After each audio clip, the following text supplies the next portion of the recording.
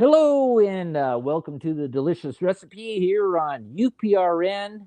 I think we're on 107.7 FM, New Orleans Talk Radio. You can check us out live on YouTube, and we are on UFO Gods and Extraterrestrials, and you can check us out there and on UFO Paranormal. You can check us out on my own Facebook page, Del Lessie, The Delicious Recipe, and you can watch live there as well. And let me go here and click on this and make sure this is running. And I got here one of my former bosses there, Big Jim Parres. And you know what? He's been around the block. He's a prospector, a geologist, a musician, author, and you know what? He's met so many people there, and there's so many stories that he has. We've been talking for the last about 30 minutes, 40 minutes of stories and things. And you know what? I wish they all could be added into the show. And you know what? I'll just let Big Jim there introduce yourself. Yeah, well, I'm the epitome of a Canadian prospector. We're a dying breed. We're pretty well obsolete now.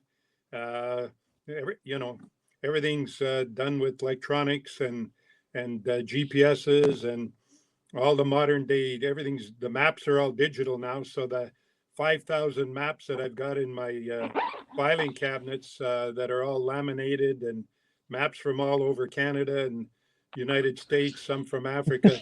Well, my son told me, I told my son, I said, I hope when I die that you're gonna, keep some of my maps around.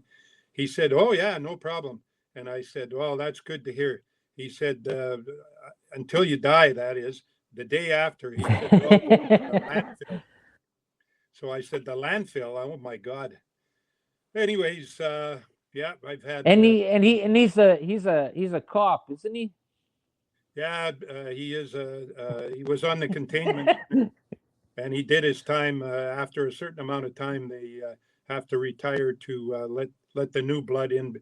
It's such a stressful business, breaking into, kicking in doors and going into houses, and you're always dealing with people with loaded handguns. You never know what they're going to do, so pretty stressful for sure, and all the stuff that you see over the years. But he's had a very interesting career and still with the force here in Thunder Bay. And now he's a llama farmer too, because we do a concert together, right? Alpacas. Yeah.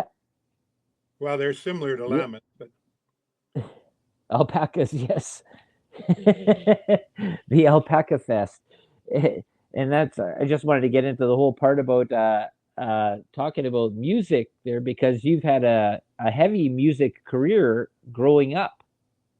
Yeah, well, I've been fortunate. Just last week, I was talking to my old buddy Ronnie Hawkins there from Toronto. Ronnie came up from Arkansas and he saw the Golden Goose right on Yonge Street there, and he opened a club called the Cock Door. A lot of old timers would probably remember that. And Ronnie's had an amazing career. Ronnie the Hawk Hawkins, and he had a band called the Hawks, and a bunch of the Hawks went on to be the band. Robbie Robertson and Levon Helm and the rest of the guys that were formed the band, and of course they got a lot of early publicity backing up Bob Dylan when he went electric. And I played in a couple of bands, the Voodoos, the Fallen Leaves. We recorded in Toronto. And then I got into booking bands. So I used to bring bands up from Toronto to Timmins, where my headquarters were. I was lucky I landed in Timmins right when the Texas Gulf Rush was on, was 1963, 64. And Timmins was just loaded with money at the time. Everybody that wanted to work was working. There was all sorts of money. The bars were full all the time. The promoters were pouring in from Toronto and from Vancouver. Murray Pesum, who went on to be involved in the Hemlo discovery, he was working with a fellow by the name of Earl Glick. And they used to come into the Empire Hotel, and Earl Glick had Murray Pesum carrying all these roses, and they would go around, and Earl would hand out roses to the ladies, and he would say, "Oh, and by the way, we just acquired this mining property right next to Texas Gulf, and you might want to look at the stock. It's trading, 10 cents or whatever."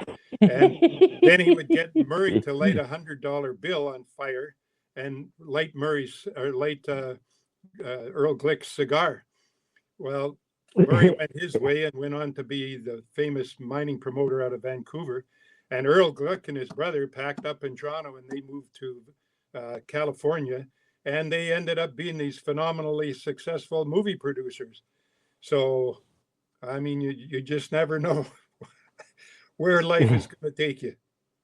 Yeah, there's so many things like we were talking about earlier there, and just amazing stories of just where your life went from, because you were up in Timmins, Kirkland Lake, Flin Flon, Manitoba, and then doing deals in Toronto, and then dealing with the people that were around there in the music and in geology prospecting. Like there's so many ways we can go. Like there's so many stories that you have that are just so amazing. Well, I was born in South Porcupine, which is now part of Timmins, and of course, Shania Twain's stepfather, he worked for us in the bush, and then unfortunately, he and his wife got killed, and Shania pretty well had to raise the kids after that. So I give her a lot of, I think her name at the time was Eileen Twain, and there was some people out of Kirkland Lake, the Kasner husband and wife team. Her stage name was Mary Bailey, and Bob had some successful mining companies, and they signed her to a contract and took her down to Nashville and recorded her with Bo Derrick's husband there, John Derrick, and her first album didn't do that well. But when she ran into Mutt Lang, Mutt could see the possibility of the two of them teaming up. I mean, they hit it right off the bat, and they were good Mm-hmm. songwriters. Of course, Mutt already had his credits producing bands like Def Leppard, and he told Shania, he said, you got to break your contract with the Kasners, even though I know that you're pretty tight with them because they started your career off. So she broke the contract. And last time I talked to Bob at a Christmas party in Toronto, I asked him, I said, how much money did you have put into Shania's career? He said, about $500,000. And he said, we had to sue her because she broke the contract.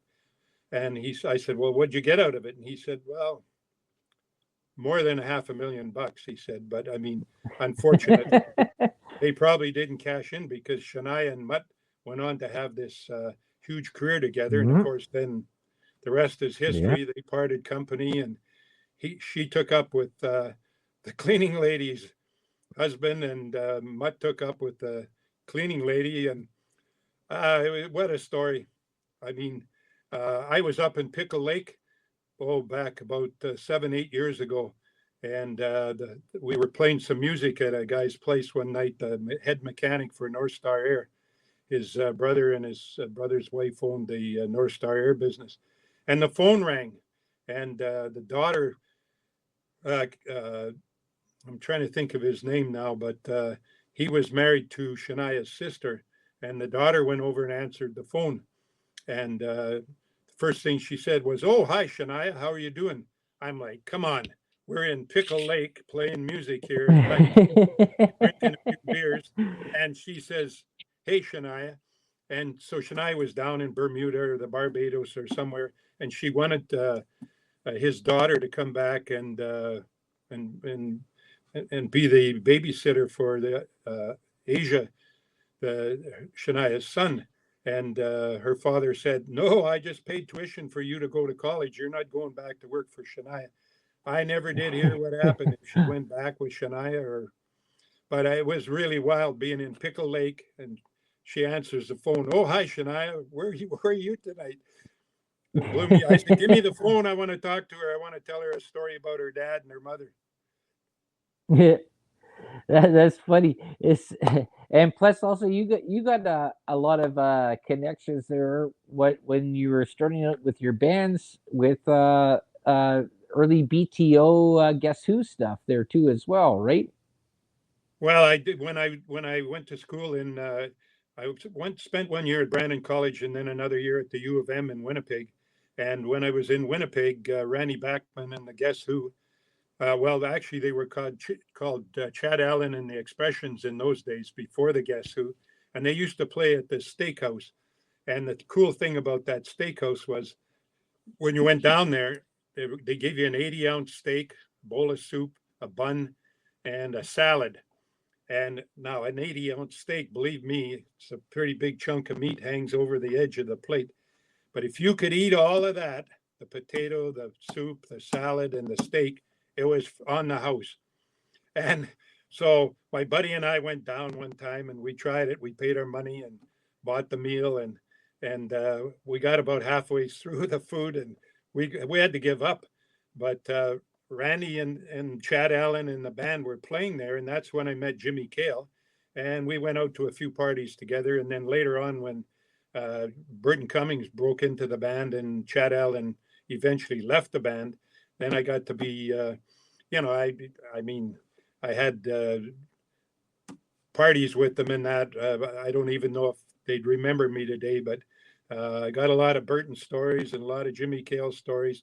I got a lot of Randy Bachman stories too. And Randy is such an awesome, awesome guitar player. And that band put Canada on the map. And then, of course, Randy went on to BTO. And I love the show that he does there, that Spinal Tap. And I love the live shows he does where he explains, I think he does it on Spinal Tap too, where they got the hook line for some of these songs, like, what were some of BTO's big songs? I'm trying to think of them. Undone. Well, that was a Please Guess come Who song. undone. That was a Guess Who song. Let it Okay, ride. BTO. Let it ride. Oh, let it ride. Oh They're yeah. going down the Actually, highway. that's the funny thing is because remember when me and you left Flin Flon, Manitoba, driving back, I bought a BTO greatest hits thing, and a Foo Fighters tape. And this is when cassette tapes. There, people, when cassette tapes were the only things you could have. And I played and I put it in there, and all of a sudden that was the only one you liked was the one that was the BTO one there with was the cassette that I was playing because you didn't like the Foo Fighters one there too much. Hey, guess what there, Big Jim? Yeah. Look at this. Dave What? Lessie is watching. Oh, cool. Hey, Dave, how are you doing, man? Can he hear me? Yeah, he'll hear you on the He screen. can probably hear me, but can't talk to me. But yeah, Dave, he's a success story, I'll tell you. And he and all the Lessie. Well, Brent's nickname used to be Brent Lessie because of Dal, Dave, and what's your other brother's name? Daniel, Daniel. Daniel, yeah, Brent was the always other Lessie. one. But when getting back to Let It Ride, Randy was telling us at this concert that like it was just a stage door concert, that they were Hmm. traveling in the United States and these semis surrounded them, one in front, one on each side, and one behind them. And they went down the highway for 20 miles like that. And of course, the band's in there with all their equipment and they're so claustrophobic because, they're almost crapping their pants because these guys aren't moving and they can't get out. And so after a while, you wonder what they're going to do to you. Finally, one semi peeled off, and so Randy drove in behind him, and he jumped out of the truck, and the trucker got out of his truck, and Randy ran up to him, and he was going to chew him out pretty good, and before he could say anything, the trucker said, "I'll tell you what, son." He says, "My advice is to just let it ride." And Randy looked at him and he said, "Hey, man, I like that. That's going to be a song one of these days." So a lot of the BTO songs, like American Woman, Yeah, well, that's the Guess Who song again. But yeah, again, that just came out of they were jamming on stage. Burton was yeah. outside having a smoke or a drink or something, and Randy was playing this beat. And when he came Hmm. back in, he just jumped in there, "American Woman, stay away from me," and they put the Yep. song together and recorded. And man, that was a huge hit. So there again, you It never was, know. and that song's been redone even by Lenny Kravitz there too. American Woman there in a big, and it was a huge hit again with Lenny Kravitz doing it. Yeah. So Well, it's got a like great it. beat. So you got a good beat. I got a new Mhm, one called Prison Ain't No Fun, Son. And mhm. it's got some pretty dicey lyrics, but it's got a good beat and it's fairly simple to play. And I'd like to get it out on YouTube or somewhere. I think it's going to be a big hit because I've written over 300 songs in my career, my musical career, which is not to, my mining career, my musical career. I've had a bunch of different careers and been pretty happy about them. Well, that's the thing there. This is a topic I've brought up many times, and because I've jumped through. I was a chef, iron worker. Now I'm working in a grocery store, and taking my apprenticeship to be a butcher now. And Nope. I'm a radio podcast host. Yeah. Well, hopefully someday there'll be some money in that for you. Right. It says I don't care about that part about money in this part there with the radio stuff. There is like the whole thing with the delicious recipe is just to go and talk to people and meet people and bring out stories and get people a little bit more aware of there's other things going on in the world besides in their little small little bubble that they're collected in. And that's the whole thing is that you've had such an extensive career, and so have I too, but you've had a little bit more, you've met a little bit more entertainment people than I have. Well, when And I plus also you've written a book, and I don't want to go and miss this part there before like you've written a book two or a books, couple two two books, yeah, books. Yeah. two books. Yes. Yeah, so explain those two books then. Well, the first one I wrote about with a fella up in Snow Lake there in Manitoba, where the big new Lawler mine is for Hudbay Minerals. I mean, that was a ghost town, and now they found the Lawler mine, and they're pouring gold bars and zinc ingots, the whole works. Mark Jackson, a great friend of mine, and we worked together on the first book, which was about my grandfather's gold mine. My Hmm. grandfather was almost 40 when he enlisted in World War One. He was 2 months And shy of I, being. I met your grandfather up in Flin Flon, Manitoba. Yeah. Maybe you might have met my father, but I don't think you met my Oh grandfather. no. Oh no, your father. Oh, sorry, your Yeah, father. Sorry. and Okay. my grandfather was badly wounded in World War One. On September the 29th, 1918, about 3 months before the World War One ended, he got hit by a shrapnel blast and 28 pieces of metal. He had his service mirror, shaving mirror in his tunic pocket here, and the one piece of metal that hit him right in the mirror was stainless steel mirror. You can't flex that thing an iota. It put a huge gouge dent and then went off and ripped his rib cage open. And they did, I think there was 188 stitches in his rib cage. And then Oh he got hit wow. in other parts of the body. He lost half of his hand. He had to recuperate in London and then back in Canada. And so when he came, when he got back out of the hospital, he walked with a bad limp. He'd go into some place and he'd look for a job, and they'd look at him and they'd say, "We'll never get 12 hours of shoveling out of this old guy." I mean, he was already Right. Yeah. 40 when he went to war. The other guys in his unit were all 18. Probably some of them were younger than that, 20, 22. Mhm. They all called them pops. So he heard about these two brothers, the Bonter brothers, that were going to go to Snow Lake and look for gold. So he said, "Well, as soon as I get organized here," he had a job at the liquor store at the time, which was pretty ironic because when his mother was dying, she was around 28 or 30 years old. Because his father was such a character, came from Denmark. They used to fight with these big chains out in Carmen, Manitoba, and drinking and whatever. And she made my grandfather, Chris Parres, swear an oath on her deathbed, that he would never drink or smoke. And he never did. And when he came back from the war, of course, he had PTSD pretty bad. And, but he had no fear. He would be in a restaurant and somebody would be smoking at the next table, and but that smoke was bothering them while they're eating their food. He would go over there and he would snatch the cigarette right out of that person's mouth and said this weed is the worst thing, it'll kill you, whatever. And people that were bigger than him, smaller than him, he didn't care. And so, anyways, when he heard about these Bonner brothers, he said, you know what?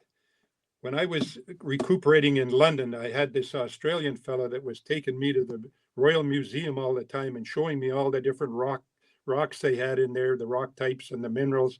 And he said I was really fascinated about the gold. And so he said, once I get a chance and get an outfit together, I'll meet you. And they went up to Snow Lake ahead of him. And then he got in a canoe and he paddled 400 miles from Snow Lake all the way with 27 portages. And he made it. He met up with the Bonner brothers. They built a little cabin and they prospected all summer, worked this one gold showing. But when they got their assays back in the fall, they weren't that great. So the Bonner brothers said, we're packing it in.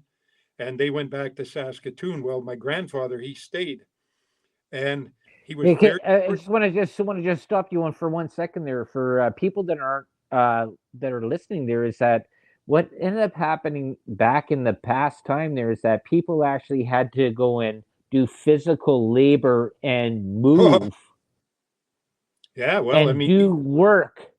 Like I still have the axe that you gave me back when I was 16. My Estwing is still at camp, and I keep that sharp all the time. well, And unfortunately, my est wing is up in a palm tree somewhere in Florida. I threw it up there to get some coconuts, and that's where my est wing ended up, was up in the fronds of this coconut tree. And I hope somebody wasn't standing there when it came down in a big wind or something. I never heard about anybody getting killed by an axe, but go no, ahead. but getting back to your story though, is that people actually had, if you wanted to go and do something, you Oh, had yeah. to actually do physical labor to get to do something. And it blew me away a lot of times when we'd stake certain properties that the old timers had long before Hmm. we got there. The trenches that Yeah, they dug by hand and the banks of yeah, rock they threw up on the sides. Some of these right, trenches right, went right. hundreds of feet, and I'm like, man, that must have been backbreaking. When my generation came along, we had backhoes and high hoes and loaders and all sorts of trucks and all sorts of big heavy equipment, but Hmm. those old timers, they did everything by hand and shovel, Yeah. pick, shovel, and but Well, anyways, go ahead. I've been seeing even videos there too with gold miners back 100 years ago. Yeah, just digging through with these iron picks and digging through solid rock, Yeah, and that's before. Well, they had dynamite that was doing a little bit of help for them, but doing with that, and like well, you're going, come on, oh everything was physical labor back in those days, and then things advanced. yeah, GPSs came in.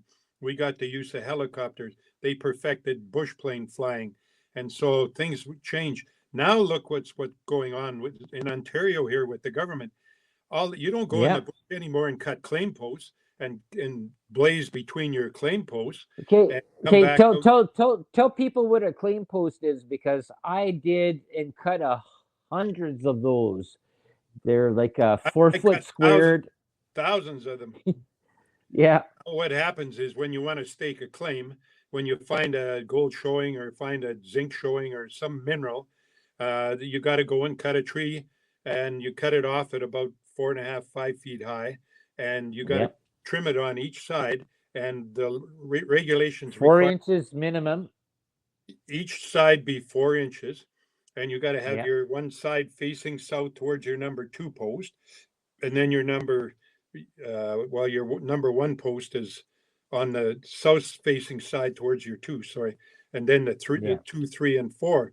So then you cut a line at a quarter of a mile through the bush, cut another tree down, and well, I mean, you can cut the tree right off. Sometimes we had to cut trees 100 feet away and bring them over to where the corner was.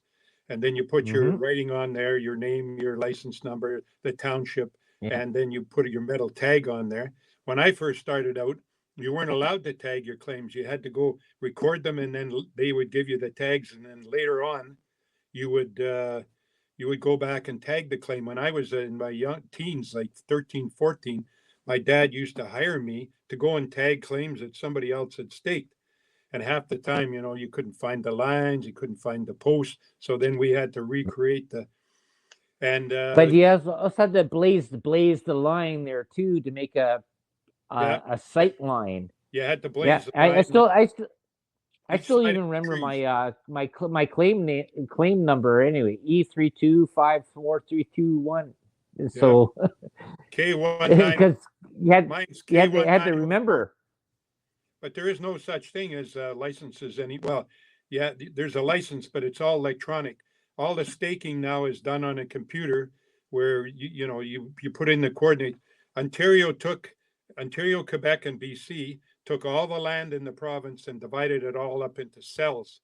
So now what you stake is you don't stake claims anymore, you stake cells, which are Yeah, basically claims. But the whole province is divided into claims. You go on the computer, you bring up the map, you put in the number of the cell, and you send that into the computer to wherever it goes, and then you pay your $50 and you own that claim. You don't have to go out in the bush anymore. So guys like me, we're a dying breed. We're pretty well done. yeah. That was the thing. This is like because that's where you met all the interesting people. Oh yeah. Well, and I mean, a lot of times when claims were coming open, you'd have these huge claim rushes. Like I think one of the ones you were in with me was the one where there was 5 helicopters all in the same swamp, Yep, and yep, we were all competing for the same ground. And I had one of those big Bell 224s, and yeah. Carl Forbes had a Super Hueys. He had yeah, Super that's right. Hueys because I remember that's when I cut off the end of my thumb, and me and Audrey are in the helicopter, and the Super Hueys. We were like in front, and they just passed us right by. Well, didn't see that. Oh, Say oh, this, my wife was just asking me if we saw the information from Dave Petrella, something about oh having. yeah, oh yeah. Have you been up to Hudson Bay, Jim? I hear there's serious magnetic anomaly around the entire bay. I put that up there earlier, so. Well, I worked out of Moosonee when we staked the Columbium deposit up there. My dad and Wally Boyko, they took the idea to consolidate in Morrison. We had to go on the train to Moosonee and then in a small chopper down into the James Bay lowlands, which is all part of the Hudson Bay lowlands as well. Mhm. And for 2 weeks, the whole area behind the riverbanks were, you could get up on a riverbank, but you couldn't land a helicopter there because it was all treed. So we had to Yeah. camp in the swamp, and all day for 2 weeks we were walking anywhere between water in our knees, in water up to our chests, putting in pickets and staking claims, and there wasn't very many trees. So I mean that Well, was well, probably the worst job I ever did in my life. So yeah, I've been well. up and Even with Knife Lake, there we had to cut a helicopter pad just to go and put that stuff in there, and yeah, Mokumum up in northern Saskatchewan. Like people don't understand is that this is just working in the bush. You do what you do. well, what I always got a kick out of working you know, I've been in a number of fist fights over the years, especially up in Flin Flon there in the bars and whatever down in Timmins. Timmins was quite a different fighting atmosphere than Flin Flon. Flin Flon, when I was a kid, was when I played junior hockey there, it was all fist fighting. When I got to Timmins, Oh, it was all kickboxing, kick fighting.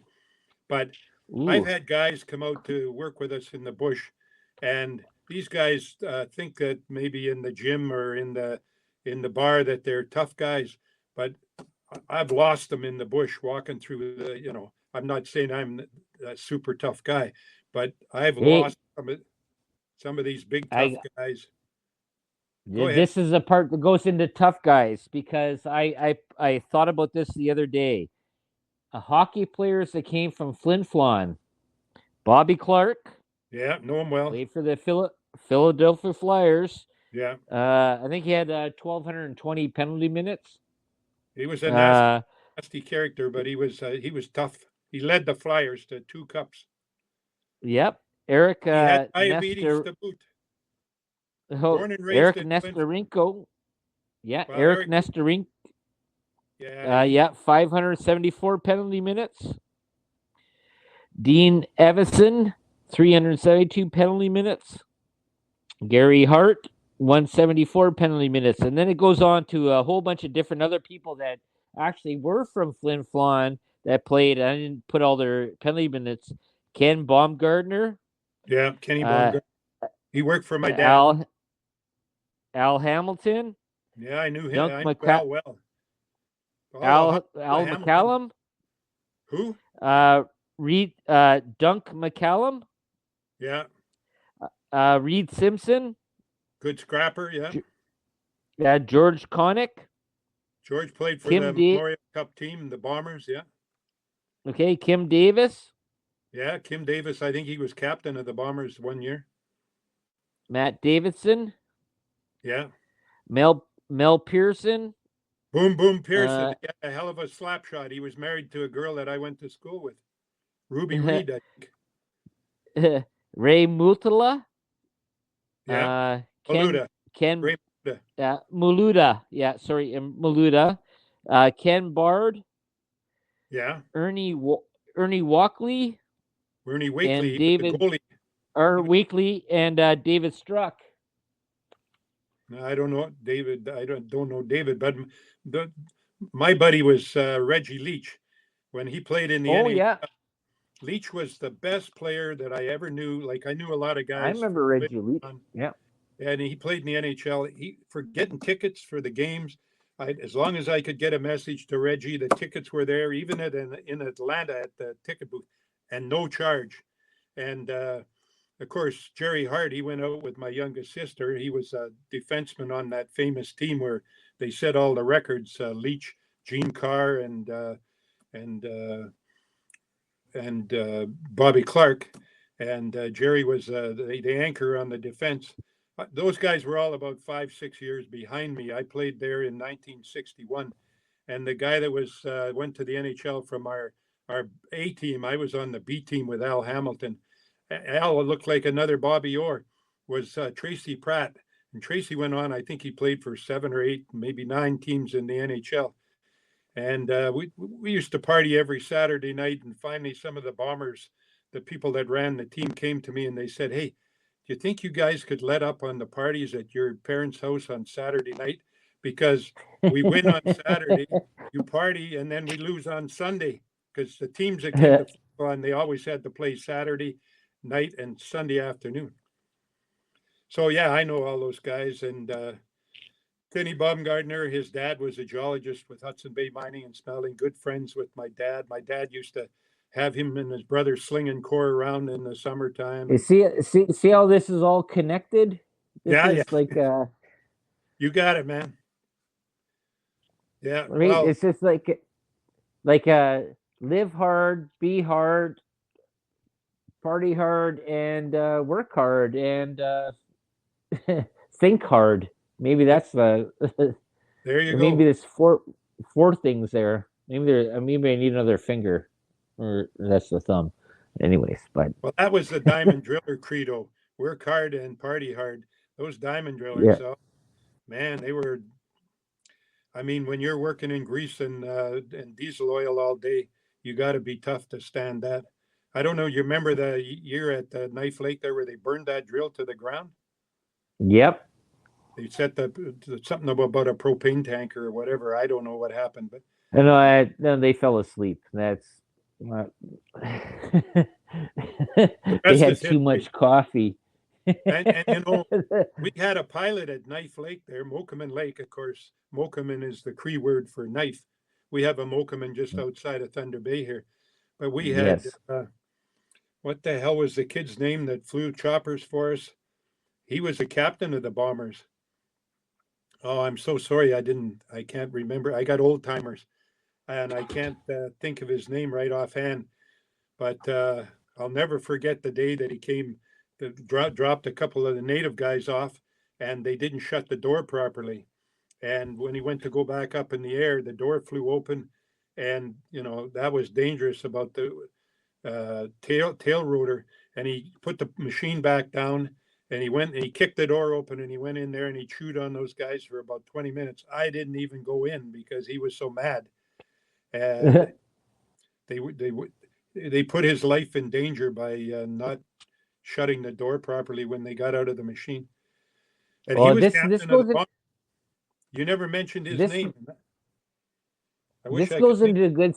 This goes into another story, one that you told. I'm not sure if it's called the Sevenses or the Elevenses. The 11s, yeah. That was Yes, 11th and day of November that the plane crashed. It had 11 on the number of the fuselage. Uh, Everything that happened that day that had something to do with the number 11. There was like a 11 miles fuel from. tanks. I've got the story written out, but I can't remember. That's a long time ago. That's back in '98. And yeah, the otter crashed right outside of Sandy Bay there. Sandy, uh, what's the name of up on the Churchill River? But yeah, the 11s is that was an interesting. Was just a That coincidence, obviously, but like everything, like even like on the plane, there was 11. There was like 11 fuel tanks. There was like 11 trees hit. There was like 11. Everything was 11 on that day. yeah, yeah, that was what that was just blew me away. The 11s is and uh, can't remember all of them, but maybe if we're on again sometime, I'll dig out my story. In fact, I saw it today in one of my boxes. I got tons of boxes around here with 100 stories in each one. What about the time you cut the end of your thumb off there down at Weirdwater? Well, Remember that showed up in the Northern Miner, and it was like guy cuts off thumb. It says no, I just cut off the end of my thumb. Yeah. Well, you jumping over a tree. You jumped over a tree, as I remember. That was a Well, good. what?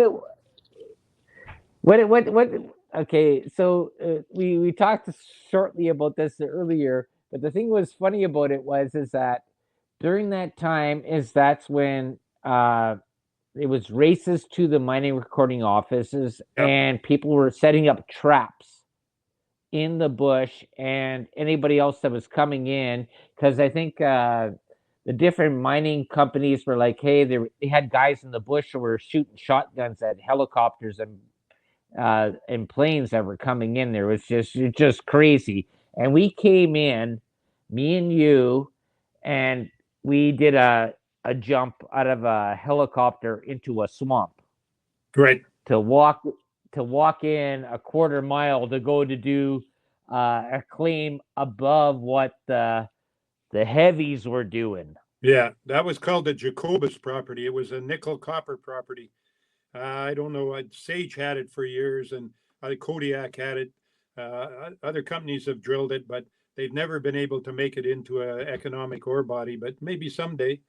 Maybe there's another one deeper down, like they're drilling a property north of Weirdmore right now, up Mm-hmm. at Marshall Lake, and that's a Mm-hmm. property where one of the big mining companies drilled, and they got a couple million tons of modest ore, grade ore, and now they're back in there again, doing more drilling on a deeper target. Nowadays they Mm-hmm. can go down so deep with the geophysics. So when you have a base metal property, a lot of times there isn't just one sulfide body; there might be a dozen but you got to go deeper to find them. So Right. Yeah. Copper Lake's drilling up there right now at Marshall Lake, and we're all keeping us shareholders are keeping our fingers crossed. And then I remember one there. If Audrey's in the background, if you know what, Audrey was the best cook there, period, besides myself, because I was awesome, anyways. But Well, she used because to cook groundhog stew and partridge stew, but but I remember one time there we did there was me, Brent, and I think maybe Jason Storkson, or I don't think it was Ray Linky. I think it was Jason Storkson. And then you brought up two guys from Toronto area to come up there, and you said these are going to be the lead hands to go and do this claims over here in Jellicoe. These are the guys. And we went into the bush, and the two guys from Southern Ontario, the black flies, chased them out of the bush. And, and me, Brendan, and I can't remember. I think we may would have been Jason Storks, and I don't know. We just stayed there and we just kept on staking claims. And the two guys from Southern Ontario, we're not set up here for this. What? Fuck. No. They just left. They Well, got back in their car and left. yeah, well, there's a song called "The Black Flies of Ontario," and I'll tell you, those black flies when they want, they can really be nasty. And you got the bulldogs and the mosquitoes and the no-see-ums, and those black Yeah. flies. They chased me out of the bush once at Hemlo, way up in a high outcrop, way up in the sort of mountainous area north of the Hemlo mine. And I was wearing glasses at the time, and they got in my eyes here. And every time I'd push my fingers up into my eyes to kill them, the blood would just run down my face. And Mhm. finally, I said, I got to get out of here. This is too nasty. But normally they get like in the back of your hair here and chew Oh, you the all. worst is the back of the ears, eh? Yeah, That's the part. I yeah. but you had a picture there, and I lost this picture when I moved from Toronto back up to Thunder Bay, Oh, yeah. and you had a picture that you took because you always used to go out and carry a camera in the bush Always, and always. take pictures. Yeah. And you have a picture. There's a picture of me, and there's Brent over on the side, and the black flies just came in and swarming. And I'm eating a peanut butter sandwich inside my shirt. And then all of a sudden, all these dragonflies uh, came in and just started taking away all the black flies. And you snapped about 3 or 4 pictures, and you sent me 2 pictures of that. And they were just picking them off my face, off my head.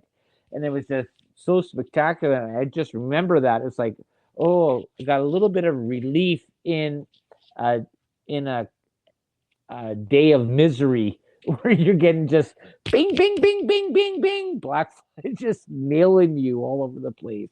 Well, there's well-known famous stories about the prospectors way back in the 1800s when they used pack horses to haul around in northern British Columbia and the Yukon, and they would see these black flies coming, and they would be like a cloud, a black Yeah, cloud and of late. black flies, and they would have to Mm-hmm. put the horses down on the ground with I don't know if they took the packs off first or what they did. I don't Well, remember, they but lay them under a blanket. Yeah. and they would cover them with tarps or blankets or whatever, Mm-hmm. because otherwise, if the black flies swarmed the horses, they'd get in their noses and ears and everything, and the horses would just go berserk and run off. So yeah, Yeah. well, the worst one I ever saw was Johnny Tomac. He was on. We were high pressure washing. Macto. McTow, Macto. Johnny, we called him, and he was on the Wajax there, high pressure washing, and my God, you couldn't let the hose go, the nozzle of the hose, because there was so much pressure, it would start flapping around like crazy, and if it ever Yeah. hit you in the head, it would kill you. I mean, that we Yeah. used metal ends on metal or plastic ends, whatever that job required, and I'd gone off mapping the geology. That was at Churchill Township down at Shining Tree, and when I came back, John was standing there, and the black fly or the bulldogs were all over his face, chewing him up. Tears were running down his eyes, but he couldn't let go of that hose, and there was nobody there like to relieve him, to help him. Like, okay, I'll hold the hose for a while. You kill all your bulldogs, man. That was a bad day when he was crying from the bulldogs, tears running Yeah. down his face. And then now you look at these kids there today when they're looking at their phone. A guy can't let go of a hose because it might kill him and Well, kill his yeah, they friends wouldn't live around very. him. Kids nowadays wouldn't live very long if they decided to one hand it with the hose and look at their phone or that hose would go flying. It's a different world today. Yeah, that is so true. And you know what? We're coming up to our time there, Big Jim. You know what? And I really appreciate you spending the time and talking with me. And you know what? There is so many more stories. I know we have hundreds of more stories to go through, and I hope everybody that was listening along there that enjoyed all this stuff because you know what? This is life. Well, And my first tell them book where. My first book was Te- about the Narachme gold mine story. My grandfather found the gold mine at Snow Lake. Second one was called Headframes, Happiness, and Heartaches. Mark Jackson and I wrote them together. And now my next book is going to be a memoirs book, Tales from the Bush and Beyond. And beyond is going to be Bay Street and Howe Street, and oh, the people that run those establishments down there. You have to go down and beg for money from them, and they're the ones that do the financings and get in on the initial seed stock. mm. And then the people up north, they get to buy the stock when the price gets elevated up. It's interesting life. Oh, I remember a story about the Bay Street stiff with the guy there that took the beer bottle up the butt. And Oh, I remember that one. I've told that story about 100 times. There says, the Coors hey, Light as bottle. soon It was the as Coors Light bottle, beer Coors bottle. Light bottle says, hey, if I get this claim, $1 million. Boom. Well, Yeah. yeah, the It, story we can't tell on the in the public oh realm.